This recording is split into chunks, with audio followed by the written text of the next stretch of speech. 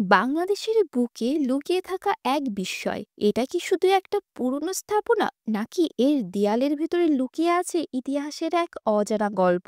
আজ আমরা এসেছি চাঁপাইনবাবগঞ্জের রহস্যময় তোহাখানায়। চলুন দেখে আসি এই ঐতিহাসিক স্থানটির অজানা দিক। আসসালামু আলাইকুম অ্যান্ড হ্যালো এভরিওয়ান, কেমন আছেন সবাই?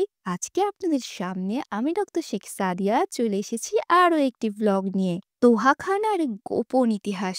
চাঁপাইনবাবগঞ্জের এই রহস্যময় স্থান দেখলে অবাক হবেন। বঙ্গ সুলতান শাহ সুজা তার মুর্শিদ সৈয়দ নিয়ামতুল্লাহর উদ্দেশ্যে বসবাসের জন্য তৎকালীন পিরোজপুরে এই ভবনটি নির্মাণ করেছিলেন। সময়ে সময়ে শাহ সুজাও এখানে এসে বসবাস করতেন। বিভিন্ন ঐতিহাসিক গ্রন্থ হতে জানা যায়, মুঘল সম্রাট শাহজাহানের পুত্র শাহ সুজা বাংলার সুবাদার থাকাকালে ১৬৩৯ খ্রিস্টাব্দ থেকে ১৬৫৮ খ্রিস্টাব্দে, মতান্তে ১৬৩৯ থেকে ১৬৬০ খ্রিস্টাব্দে তার মুর্শিদ হজরত শাহ সৈয়দ নিয়ামতুল্লাহর প্রতি ভক্তি নিদর্শনের উদ্দেশ্যে এই ইমারত বা তোহাখানা নির্মাণ করেছিলেন।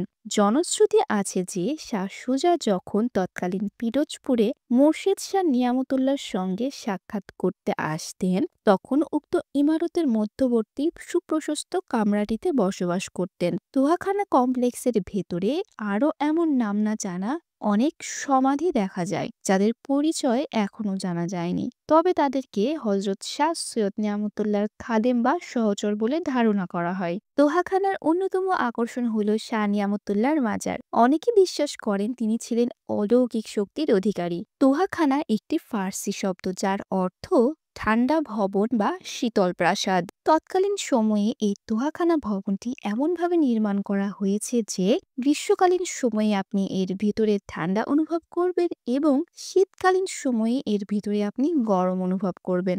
ভিডিওটির শুরুতেই প্রধান ফটকের সাথে আপনারা যে ভবনটি দেখেছেন সেটি ছিল তোহাখানার প্রধান প্রাসাদ এবং তার পাশেই ছিল ৩ গম্বুজ বিশিষ্ট একটি মসজিদ। এখন আমি যে ভবনটির সামনে দাঁড়িয়ে আছি এটি মূলত শাহ নিয়ামতুল্লাহর মাজার ভবন। এছাড়াও এখানে রয়েছে একটি বিশাল জলাশয়, যেটি ভিডিও শুরুতেই আপনাদেরকে আমি দেখিয়েছি। সেই জলাশয়টিও কিন্তু রহস্যে ঘেরা। শোনা যায় এই পানির গভীরে এখনো লুকিয়ে আছে অজানা কিছু ইতিহাস। এই জলাশয়টি নিয়ে একটা প্রচলিত কাহিনী আছে।